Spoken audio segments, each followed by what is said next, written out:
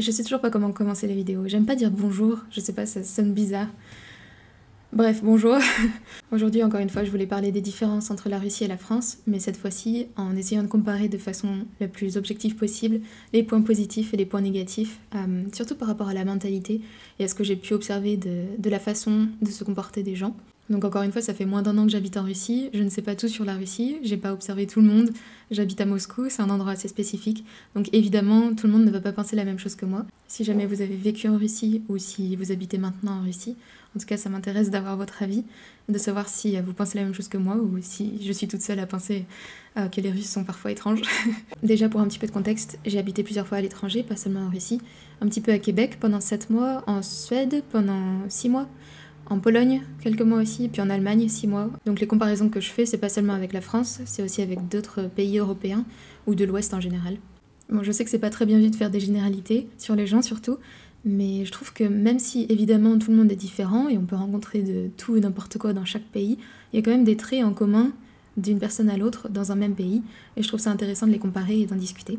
Mais ça veut pas dire que ce que je dis c'est valable pour tous les Russes, ou pour tous les Anglais, pour tous les Français, c'est juste mes observations encore une fois. Et si la luminosité de la vidéo change un petit peu, c'est parce qu'on a un temps magnifique à Moscou, il fait 16 degrés, il y a des nuages, il pleut. Donc bon, la première chose qui m'attire en Russie, c'est les gens, parce que le climat est pas forcément le mieux, la nature est un petit peu monotone, je dirais, par rapport à la France, où nos paysages sont vraiment très diversifiés du nord au sud et de l'est à l'ouest. Donc pour moi, ce qui fait la richesse de la Russie, c'est surtout les gens, la culture. Je trouve que les gens sont vraiment très intéressants, plus profonds, peut-être moins superficiels dans certains cas que dans l'Ouest. Souvent, ils sont plus directs, il y a moins de faux semblants qu'en France ou en Angleterre. Ils disent ce qu'ils pensent. S'ils nous aiment pas, on le sait. S'ils nous aiment bien, on le sait aussi. On peut discuter avec eux, assez franchement, je pense.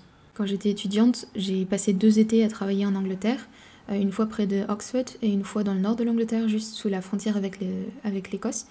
Et j'ai pas réussi à vraiment me rapprocher des Anglais. Je les trouve très fermés, ils sont très polis à l'extérieur, et ils ont un très bon sens de l'humour, donc il y a des... Enfin, on s'entend bien en fait, mais on peut pas se rapprocher, on peut pas avoir de vraies conversations, ça reste assez superficiel. Si on veut atteindre un niveau de conversation un petit peu plus profond ou des sujets plus intéressants, il faut d'abord passer par une phase de discussion sur la météo qui va durer 3 semaines, c'est un peu ennuyant. Alors qu'en Russie, quand on prend le train par exemple, on peut rencontrer des gens qu'on connaissait pas du tout, et en quelques heures on arrive à discuter comme si on se connaissait depuis longtemps, ou en tout cas de sujets profonds, importants et intéressants surtout. Je pense que les gens de l'Est sont de façon générale plus accueillants et plus généreux que dans l'Ouest, où on vit de façon un peu plus égoïste, un petit peu plus replié sur nous-mêmes et individualiste peut-être. Je l'avais remarqué aussi en Pologne quand j'habitais là-bas, parce qu'en 15 minutes on est invité à prendre un café chez les gens. Si on discute pendant 2 heures, ils nous invitent avec toute la famille pour les vacances de Noël. Aussi, à chaque fois que j'ai passé un petit peu de temps dans une famille en Pologne ou en Russie, je me sentais chez moi et très bien accueillie, vraiment en quelques heures. Il y a un sens de l'hospitalité qu'on a peut-être un petit peu perdu dans l'Ouest, sans doute parce qu'on a plus de moyens financiers et que du coup, ça nous referme un petit peu sur nous-mêmes, je pense. Mais aussi, comme il y a moins d'étrangers, moins de touristes dans les pays comme la Pologne ou la Russie, ils sont toujours très, très contents de nous accueillir, très contents de nous voir, alors que quand j'étais en Angleterre, ils en avaient marre des étrangers. Ils en avaient marre d'entendre l'accent français, l'accent espagnol, des étudiants qui viennent pour apprendre l'anglais. Donc ils font pas du tout attention à nous, ils prennent beaucoup moins soin de nous, en tout cas dans les endroits où j'avais voyagé. Alors que quand j'étais en Pologne, et ici aussi en Russie, tout le monde veut me faire visiter, tout le monde veut me montrer leurs endroits préférés, me faire découvrir la culture, les traditions, des choses comme ça. Donc ça rend un voyage beaucoup plus intéressant. Je trouve aussi que les Russes et les gens de l'Est respectent un petit peu moins les distances. Nous, on a tendance dans l'Ouest à être très froid et à vraiment rester chacun dans sa bulle. On se mélange pas quand on est dans le train, par exemple, on va pas parler avec notre voisin, ou en tout cas ça n'arrive pas souvent. Alors qu'ici, les gens cherchent plus le contact, et parfois un petit peu trop. Il y a beaucoup de fois où j'ai reçu des conseils sur ma vie de personnes âgées dans le train, ou même moins âgées d'ailleurs, et que j'avais rien demandé. Et bon, pour moi c'est drôle, mais je sais que pour les Russes c'est assez pesant d'avoir toujours ces conseils, ces commentaires sur tout ce qu'ils font. Je pense que les gens de l'Est sont plus conscients de leur tradition et de leur culture, et ils aiment beaucoup en parler. Par exemple, ils aiment beaucoup parler de leur langue, le russe, ils en sont très très fiers. Ils sont très fiers de la complexité de la langue, et ils essayent de m'aider à chaque fois que je leur pose une question de grammaire par exemple, mais en général ça se finit en débat entre tous mes collègues russes qui ne sont pas d'accord les uns avec les autres, et donc je finis par ne rien comprendre du tout, et j'ai jamais la réponse à ma question. Pour moi aussi, le russe c'est vraiment une langue très intéressante, très difficile à apprendre parce qu'elle est très subtile, et je pense qu'il faut passer beaucoup de temps dans le pays pour comprendre toutes les nuances Surtout parce que comme ils utilisent des déclinaisons, on peut changer l'ordre des mots dans la phrase, et donc ça va permettre d'exprimer des choses avec beaucoup de finesse. Je pense que le français est plus rigide, on a besoin de respecter la structure de la phrase pour qu'elle ait du sens, et l'anglais est sans doute un peu entre les deux. Quelque chose que j'aime un petit peu moins chez les Russes et chez les gens de l'Est en général, c'est leur négativité. Bien sûr, tout le monde n'est pas négatif, mais ça fait quand même partie de l'ambiance générale, je pense, d'être plus négatif tout simplement parce que les conditions de vie sont plus difficiles, les gens ont moins d'espoir, les gens sont moins gâtés, et donc ils ont tendance à parfois être un peu moroses ou un peu négatifs. Et je trouve qu'on le ressent au quotidien en discutant avec les gens ou en observant simplement les gens interagir par rapport à la France ou l'Italie, l'Espagne, où les gens sont plus légers. Je pense qu'on a plus de joie de vivre, plus de facilité à apprécier les petites choses au quotidien, profiter de la vie tout simplement. Ça se voit aussi dans la rue, par exemple, je pensais à Montpellier, où c'est une ville que je comprends pas trop parce que les gens sont vraiment très extravertis. C'est une ville où il fait trop chaud pour moi, ça fait pas partie des villes où j'ai envie d'habiter, mais j'y ai vécu pendant 2 ans et je suis capable d'apprécier quand même tous les aspects positifs qu'il y avait là-bas. Donc cette légèreté, cette joie de vivre, le fait que les gens aiment leur ville aussi.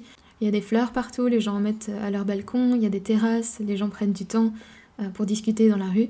Bien sûr, ça dépend aussi du climat, mais ça change complètement l'ambiance de la ville. Et en Russie, c'est beaucoup plus froid, beaucoup plus sombre. C'est aussi parce que Moscou est un petit peu une fourmilière, donc tout le monde court partout dans tous les sens, et les gens ne prennent pas trop le temps de vivre, même beaucoup moins qu'à Paris, je trouve. Parfois, quand je discute avec des Russes ou des gens de l'Est en général, je me prends des réflexions qui me font comprendre que je suis une Européenne super gâtée, que j'ai habité toute ma vie dans un château, et que je pourrais jamais comprendre d'où ils viennent, leur histoire si difficile, leur passé si douloureux. Et ils me le font comprendre, ce genre de choses. C'est pas un message direct, à chaque fois c'est moi qui lis un petit peu entre des lignes, mais quand même c'est revenu plusieurs fois, et je pense qu'il y a un côté qui est totalement vrai, c'est vrai qu'on est beaucoup plus gâtés dans l'Ouest, mais ils s'imaginent aussi que tout est parfait chez nous, alors qu'on a des difficultés qu'ils n'ont pas forcément ici, et quand j'essaye de leur dire que c'est pas forcément le cas, ils ont pas très envie de m'écouter, parce que je pense que c'est un peu un rêve aussi de déménager dans l'Ouest, et pour beaucoup d'entre eux en tout cas, il y en a beaucoup qui veulent pas quitter la Russie, qui aiment leur pays, mais il y en a beaucoup aussi, surtout parmi la nouvelle génération, qui rêvent de déménager dans l'Ouest en s'imaginant qu'ils vont avoir une vie de luxe dès qu'ils vont mettre un pied en Europe ou en Amérique. Et après, à l'inverse, la génération plus âgée des grands-parents a tendance à avoir un avis assez négatif sur l'Ouest. Il y en a beaucoup qui sont très pro-russes, un petit peu trop même parfois, qui passent trop de temps derrière la télévision à regarder la propagande russe et qui s'imaginent que tout le monde est dégénéré dans l'Ouest et qu'on est absolument sans espoir. Ce qui n'est pas le cas, je pense, il y a des choses qui vont pas bien dans l'Ouest, mais c'est pas comme si tout était perdu. Pour moi, rien n'est vraiment noir ou blanc, et ça me fait toujours un petit peu peur de voir des gens qui sont enfoncés dans leurs idées comme ça, et qui refusent de remettre quoi que ce soit en question, en s'imaginant que tout le monde est gay dans l'Ouest, et que c'est eux qui vont nous sauver avec leurs valeurs traditionnelles, sachant que le taux de divorce en Russie est un des plus élevés au monde, donc leurs valeurs traditionnelles, bon, bien sûr, il y a des gens qui sont plus raisonnables et qui ont un avis un petit peu partagé, mais c'est des choses que j'ai entendues assez souvent. Pour ce qui est des valeurs traditionnelles de la Russie, c'est vrai qu'il y en a beaucoup qui sont encore traditionnelles, mais encore une fois, ça marche pas forcément parce que ce taux de divorce, à mon avis, c'est dû au fait que les gens sont poussés à se marier quand ils ont à peu près 20 ans. La société leur met une pression énorme pour qu'ils se marient tout de suite. On répète aux jeunes femmes surtout qu'il faut qu'elles se marient très vite, sinon ce sera rapidement trop tard quand elles seront moches et vieilles, c'est-à-dire à 23 ans. Mais au final, ça ne fonctionne pas quand on regarde les résultats. Les Russes divorcent très très rapidement, très vite, très souvent, parce que tout simplement ils étaient trop jeunes pour se marier à 20 ans, on ne sait pas encore qui on est, on ne sait pas ce qu'on veut dans la vie. Et en général, les couples ont un enfant ou 2, mais ça va pas plus loin que ça. Donc bon, il y a plein de choses que j'aime bien dans les valeurs traditionnelles de la Russie, mais tout ne fonctionne pas parfaitement. Il y a beaucoup de contrastes ici dans les opinions, politiquement. Il y a beaucoup de gens qui sont très pro-russes, au point de ne pas du tout écouter d'autres discours que le discours russe. Et il y a des gens à l'inverse qui pensent que tout est négatif en Russie et qu'il faut qu'ils se sauvent d'ici le plus rapidement possible. Quelque chose que j'aime beaucoup aussi en Russie, c'est le fait qu'on puisse parler à peu près de tout. Ce qui revient un petit peu à ce que je disais au début, les gens sont très directs, il n'y a pas vraiment de tabou. Bon, en politique, parfois, il faut faire attention à ce qu'on dit. Quand j'ai dit ça dans une de mes vidéos précédentes, il y a des gens qui m'ont écrit « Non, moi je peux absolument raconter tout ce que je veux par rapport à la politique en Russie. » Mais je pense pas que ce soit vrai. Et c'est la même chose dans tous les pays, à mon avis. Les gens ont tendance à s'énerver un petit peu quand on parle de politique. Et quand j'étais dans le train avec un homme de 83 ans qui buvait du cognac dans une bouteille de Coca-Cola, il m'a posé des questions sur la politique et je le sentais un peu tendu. Il était poli, mais je sentais qu'il fallait que je fasse attention à ce que je disais. Mais après, sur tous les sujets tendus, très politiquement corrects qu'on a dans l'Ouest, les Russes s'expriment complètement librement. Beaucoup trop librement probablement pour nos critères de l'Ouest. Ça paraîtrait très choquant, la plupart des choses qu'ils disent pour des oreilles de l'Ouest qui sont pas habituées à entendre ce genre d'opinion. Donc ici, on peut vraiment dire tout ce qu'on veut sur le féminisme, l'écologie, le véganisme, le LGBT, l'immigration, des choses comme ça. Ça veut pas dire que les gens sont violents et vont vous attaquer si vous avez un avis différent, c'est simplement que les gens disent vraiment ce qu'ils pensent. J'ai habité 6 mois à Berlin, il y a 1 an ou 2, et là-bas c'est exactement l'inverse, c'est impossible de dire ce qu'on pense avec les Allemands de façon générale, parce que j'ai l'impression que tout est noir et blanc pour eux, et que si on fait pas partie du camp des gentils, on fait forcément partie du camp des méchants. Et donc à chaque fois que j'essayais de donner un avis un petit peu plus mitigé sur des questions comme le féminisme, je me faisais regarder de travers comme si j'avais dit une énormité ou quelque chose de vraiment monstrueux. Et pourtant je pense que mes opinions sont pas extrêmes. Je me suis pas trop entendue avec les Allemands parce que j'ai tendance à dire ce que je pense un petit peu trop. Et même si je suis très polie et mesurée dans mes propos, ça passe pas du tout si je suis pas la ligne du politiquement correct que tout le monde suit là-bas. Donc ça m'a fatiguée au bout de 6 mois à Berlin. J'aime beaucoup la ville, on peut faire du vélo partout, c'est génial, c'est hyper confortable. Les gens sont éduqués, sont polis, sont intéressants. Mais par contre, ils se policent vraiment les uns les autres et ça, c'est insupportable pour moi. Même dans la rue, plusieurs fois, bon, ok, j'ai tendance à passer parfois un petit peu au rouge ou pas forcément sur le passage piéton. Et à chaque fois, je me prenais une remarque, il y avait une petite grand-mère allemande qui me courait après en hurlant. Pareil, quelque chose que j'ai pas du tout aimé à Berlin, c'est la propagande pour les enfants. À chaque fois que j'allais dans une librairie, j'allais au rayon pour les enfants parce que j'étais babysitter à l'époque.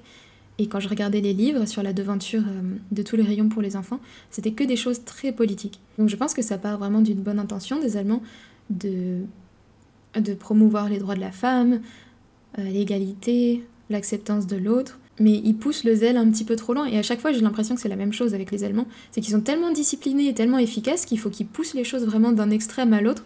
Et moi, ça me fait peur, ce genre de choses, parce que du coup, il n'y a plus de pensée critique, tout le monde va dans la même direction, et que ce soit d'un côté ou de l'autre, à partir du moment où ça devient extrême, pour moi c'est effrayant. Donc je suis d'accord, il faut que les femmes aient les mêmes droits que les hommes, mais je pense qu'on a déjà atteint ce point en Europe. Je suis d'accord qu'il faut laisser les personnes LGBT vivre leur vie totalement normalement. Est-ce que ça veut dire qu'il faut dire aux enfants de 4 ans qu'ils peuvent choisir leur sexe? Je pense pas. Pour moi et pour beaucoup de gens dans l'Est, il faut laisser les enfants grandir simplement comme on a eu l'occasion de le faire quand on était petits nous-mêmes, et ne pas leur faire avaler de la propagande comme ça à n'en plus finir. C'est vraiment pas l'âge pour le faire. Ils auront tout le temps pour se poser des questions sur leur sexe quand ils seront un peu plus âgés. Il y a une sorte de bon sens un petit peu à l'ancienne que j'aime beaucoup dans l'Est, où les gens n'ont pas complètement perdu de vue la réalité. Et je sais déjà ce qu'on va me dire dans les commentaires. « Oh, tu veux qu'on se comporte comme les Russes avec les LGBT et qu'on les tue dans la rue ?» Non, évidemment, c'est pas du tout mon message. D'abord, les Russes ont fait beaucoup de progrès sur la question. La plupart de mes copains russes, même s'ils sont un petit peu tendus sur le sujet, si c'est des hommes, ils sont tout à fait d'accord avec le fait qu'on laisse les LGBT tranquilles. Mais pour moi, il faut avoir un équilibre. J'ai pas forcément envie d'entendre parler de la sexualité des gens, qu'ils soient LGBT ou pas d'ailleurs. Je pense que c'est quelque chose qui doit rester privé. Et dans l'Ouest, on en entend beaucoup trop parler. On inclut les enfants dans la conversation alors qu'il n'y a pas de raison pour ça, je trouve. Donc bref, je dis pas que les Russes ont forcément raison, mais pour moi à Berlin c'était vraiment pas confortable de ne pas pouvoir dire ce que je pense, alors qu'ici on est vraiment très libre dans la communication individuelle en tout cas. Je me souviens d'une fois à Berlin où je me promenais dans la rue avec la petite fille que je gardais, qui avait 4 ans exactement, et on est passé devant un panneau publicitaire gigantesque avec dessus un homme qui était quasiment tout nu, avec des bas en résille, des cols en résille, une mini-jupe, un soutien-gorge avec des poils qui dépassaient de partout, une énorme barbe, et la petite fille qui me regarde et puis qui me dit « mais qu'est-ce que c'est que ça ?» et tout. J'ai pas su lui répondre. Autre chose que j'aime bien en Russie, et qui va m'attirer des commentaires désagréables, je pense, c'est que les gens ne sont pas hypocrites ici. Beaucoup font passer l'intérêt de la Russie avant l'intérêt des autres pays, et je pense que c'est un état des choses normal. Nous, on prétend faire les choses à l'envers, c'est-à-dire faire passer l'intérêt des autres, des étrangers, avant les nôtres, mais je vois pas comment c'est possible de survivre à ce rythme-là. Et surtout que peut-être qu'en Europe, on est sincère quand on pense ce genre de choses, mais aux États-Unis, je pense pas que ce soit le cas. Je pense que c'est toujours leur intérêt qui passe avant celui des autres pays. C'est juste que je sais pas pourquoi, il y a une exception sur ce pays où tout le monde prétend qui sont les gentils, les héros qui vont sauver le monde. Je sais très bien que si j'avais déménagé aux États-Unis, tout le monde m'aurait applaudi, alors que la Russie, c'est les méchants. Donc forcément, je suis une espionne, forcément, je soutiens la guerre avec l'Ukraine.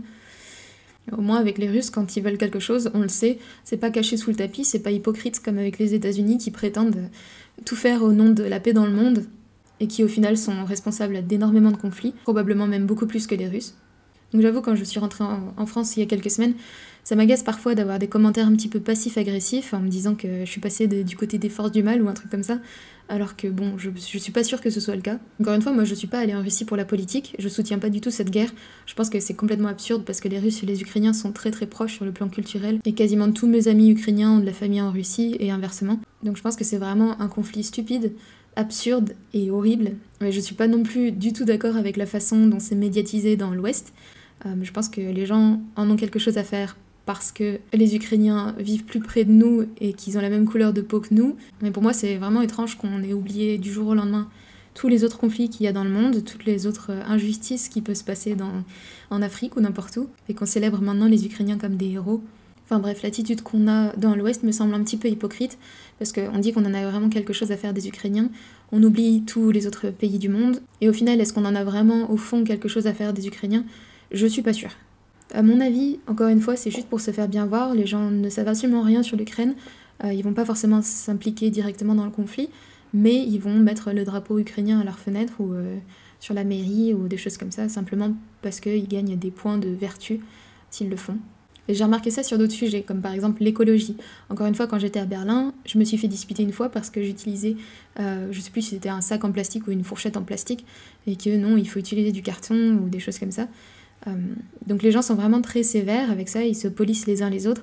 Et d'un autre côté, je trouve ça encore une fois assez hypocrite parce que les gens se promènent dans des voitures énormes, ils ont des appartements qui consomment beaucoup et ils vont prendre l'avion tous les 4 matins pour partir en vacances. Alors que les Russes ne font pas semblant encore une fois d'être écolos, ils ont d'autres problèmes. Donc je dis pas du tout que c'est une mauvaise chose de faire attention à l'écologie et à l'environnement, pas du tout. Ce qui est agaçant pour moi, c'est que dans l'Ouest, les gens nous donnent souvent des leçons comme s'ils faisaient déjà tout de façon parfaite, alors qu'en général, je trouve que c'est plutôt de l'hypocrisie. Et je dis pas que tout le monde est hypocrite, il y en a beaucoup qui sont sincères aussi dans l'Ouest. Un autre aspect de la mentalité russe que je comprends pas super bien, c'est leur passivité. Donc je pense que de façon générale, les Français et les Européens sont plus gâtés que les Russes, et donc on en attend plus de la vie. Et je dirais pas que c'est négatif ou positif, c'est simplement différent d'ici. Je dirais que les Russes ont tendance à être plus passifs de façon générale. J'ai l'impression qu'ils en attendent moins de la vie, que pour eux les choses sont toujours les mêmes, rien ne change, et que donc ça sert à rien de se donner la peine d'essayer de changer les choses. J'ai rencontré des Russes qui vivaient dans des conditions vraiment très inconfortables, et pourtant ils essayent pas de changer les choses. Même s'ils pourraient au final essayer de s'en sortir, ils le font pas. Donc d'un côté, ça leur donne de la force, parce qu'ils ont beaucoup de résilience, ils ont une sorte de fatalité, d'acceptation des choses, qui fait qu'ils sont capables de survivre à des événements très négatifs. Ils sont déjà prêts au pire, donc ils se relèvent toujours derrière. Mais du coup, d'un autre côté, il y en a beaucoup qui se battent pas trop, qui sont déjà résignés d'avance, qui n'essayent même pas de s'en sortir ou d'améliorer leurs conditions de vie. Alors qu'en Europe, on a tendance à se battre beaucoup plus, à essayer d'être un peu plus inventif pour mieux vivre. Et parfois, c'est pas très raisonnable, parce qu'on attend du gouvernement qui nous donne de meilleures conditions de vie, et on a l'impression que tout nous est dû, qu'une vie facile nous est due. Mais d'un autre côté, le fait qu'on en attende plus de la vie, ça nous donne aussi l'énergie de se battre pour. Alors que les Russes sont d'un côté plus humbles, mais de l'autre côté beaucoup plus passifs. J'en ai discuté plusieurs fois avec des Russes, et ils étaient assez d'accord avec moi. Et au final, je pense que c'est parce que les Russes ont une vie qui est relativement confortable. La plupart des gens ont un toit sur leur tête, assez à manger, des conditions de vie relativement confortables. Et donc ils ont un petit peu peur de basculer du mauvais côté de la falaise si jamais ils essayent de changer les choses. Et donc ils se résignent à rester dans leurs conditions actuelles, simplement par peur de changer les choses. Donc pour moi c'est encore une différence de mentalité assez importante entre les Russes et les Français, où on a tendance à être plus actifs, plus vifs, aussi à taper des pieds quand on n'a pas ce qu'il nous faut, ce qu'on veut, ce qu'on attend de la vie. Mais ça nous rend plus vifs, plus créatifs, plus inventifs, je trouve, en France. Et c'est une différence que j'avais remarquée aussi en vivant dans d'autres pays. Les Français sont vraiment plus vifs que d'autres nationalités, je trouve. Et quand j'étudiais par exemple au Québec ou en Suède, à chaque fois les étudiants étaient beaucoup plus lents, plus systématiques aussi. Donc ils allaient vraiment se concentrer à fond sur une matière à la fois, aller jusqu'au bout des choses, vraiment explorer le sujet à fond, alors que les Français survolent et on voit les choses moins en profondeur sans doute. Mais d'un autre côté, ça nous donne plus de réactivité et on s'adapte beaucoup plus facilement, je trouve, que les Québécois ou les Suédois. D'après ce que j'ai pu observer, en tout cas quand j'étais étudiante, les Québécois et les Suédois vont travailler de façon beaucoup plus lente, ils sont très consciencieux, ils font la tâche bien, mais d'un autre côté, les Français, ils sont prêts à être très créatifs et à inventer un moyen d'aller plus vite juste pour aller en pause café 15 minutes avant la fin du cours. Et c'est peut-être parce que je suis française et je suis juste habituée à cette manière de faire, mais je préfère quand même travailler avec des Français parce que même si parfois on est un petit peu brouillon, je trouve que c'est quand même plus stimulant et motivant quand ça va vite et que les gens essaient de trouver des solutions pour travailler moins. D'après ce que j'ai pu voir aussi, la vision des étrangers est un petit peu différente en Russie par rapport à ce qu'on a dans l'Ouest. Et encore une fois, il y a du positif et du négatif des deux côtés. Je trouve qu'en Russie, les gens font plus de différence entre les étrangers et les Russes. Donc j'ai l'impression d'être vue d'abord comme la française et ensuite comme Gabrielle. Les gens peuvent vraiment pas oublier que je suis étrangère, surtout au début. Je pense que c'est dû au fait, bien sûr, qu'il y a beaucoup moins d'étrangers, surtout en ce moment. Après, j'ai vraiment eu que des réactions très positives par rapport au fait que je suis française, ou en tout cas la plupart du temps. Les gens sont intéressés par ma nationalité, par ma culture. Et je pense que j'ai vraiment beaucoup de chance d'être française parce que, encore une fois, la plupart des gens connaissent beaucoup de choses sur la France et ils sont intéressés par cette culture. Alors qu'ils font moins attention à d'autres nationalités qui sont un peu moins populaires peut-être. Donc les gens sont contents de me voir en général, de me poser des questions sur mon pays, de discuter avec moi. Le seul truc, c'est que j'ai l'impression que je vais toujours rester étrangère en Russie, que je vais jamais réussir à m'intégrer parfaitement, et que même si les gens ont des préjugés positifs sur mon pays, sur ma culture, ça m'éloigne quand même d'eux et ça m'empêche de me fondre dans la masse. Mais encore une fois, j'ai beaucoup de chance d'avoir une nationalité qui est bien considérée, parce que les Russes sont assez trash avec certaines nationalités. Par exemple, ils aiment pas beaucoup les Polonais, d'ailleurs c'est assez réciproque d'après ce que j'ai pu comprendre. Un autre exemple, c'est quand je suis allée à Bishkek à Noël dernier. En revenant à Moscou, je suis passée par l'aéroport Joukovski, qui dessert surtout les pays comme le Kyrgyzstan, le Kazakhstan, etc. Et donc quand je suis rentrée pour revenir à Moscou, on était séparés en deux files, la file avec les Russes et la file avec les étrangers. Et donc moi j'étais seulement avec des personnes qui venaient du Kyrgyzstan, Kazakhstan, etc. Et la plupart des gens qui viennent de ces pays-là pour travailler en Russie, ils travaillent en tant qu'ouvriers sur des chantiers ou des choses comme ça. Et là, très clairement, j'ai vu la différence de traitement. Ils avaient ouvert plusieurs guichets pour les Russes, et de l'autre côté, il y avait une toute petite file pour les étrangers où tout le monde était entassé. Les gardes russes nous poussaient vraiment derrière des barrières, ils étaient très durs avec nous. Et j'ai pas mal de collègues étrangers autour de moi dans mon entreprise, et à chaque fois qu'ils sont passés par Joukovski, ils ont eu la même expérience. C'est vraiment pas du tout un bon aéroport. Il y a eu 2 ou 3 autres instances où c'était pas confortable d'être étrangère. Par exemple, quand on arrive en Russie en tant qu'étranger, on doit passer par le centre de migration, ce qui est pas une très bonne expérience. J'avais des collègues pour m'aider, donc ça s'est passé aussi bien que possible, je pense. Mais c'est pareil, il y a des milliers de personnes qui sont poussées derrière des barrières et qui attendent de pouvoir recevoir leurs papiers. C'est assez impressionnant comme expérience et j'espère que j'aurai pas à le refaire trop souvent. Il y a d'autres choses aussi, comme certains musées qui coûtent 2 fois plus cher si on est étranger, si on n'a pas le passeport russe. Après, ils le vérifient pas forcément, donc si on passe rapidement en parlant un peu russe à l'accueil, ils vont pas nous demander notre passeport et ils vont pas nous faire payer le double. Mais il y a le musée historique sur la place Rouge, par exemple, qui demande 800 roubles au lieu de 400, il me semble, pour les étrangers. Pareil, le palais Petergov, à côté de Saint-Pétersbourg, c'était le double pour les étrangers aussi. Parfois aussi, dans les situations professionnelles, les gens sont stressés de voir qu'on est étranger, surtout s'ils ne parlent pas anglais et que du coup, ils ont vraiment peur des problèmes de communication qu'on pourrait avoir. Mais à chaque fois, vraiment, c'est des situations qui sont plus professionnelles ou officielles. C'est pas du tout le contact qu'on a avec des gens individuels. Mais je pense que de façon générale, c'est beaucoup plus neutre d'être étranger en Europe, en Angleterre, à Berlin, où il y a tellement d'étrangers que les gens ne font pas du tout attention à notre nationalité de façon générale. Donc voilà, quelques petites choses que j'ai remarquées. Dites-moi ce que vous en pensez, si vous êtes d'accord avec moi ou pas, si vous avez une expérience en Russie. Je pense aussi qu'on a énormément de points communs entre la France et la Russie. On a un sens de l'humour qui est assez commun, on a un grand pan de nos cultures qui se ressemblent beaucoup. Et c'est d'ailleurs pour ça que j'aime bien être en Russie, parce qu'il y a une grande partie de la culture qui m'est très familière et une autre partie qui est complètement étrangère et intéressante à découvrir. Dans tous les cas, je suis vraiment contente d'être française, ça me donne beaucoup d'opportunités ici. Et je trouve ça assez dommage que les Français ne soient pas plus fiers d'être français. Parce que même si tout n'est pas parfait en France, on a quand même une culture super intéressante. Et c'est dommage de pas en prendre soin un petit peu plus.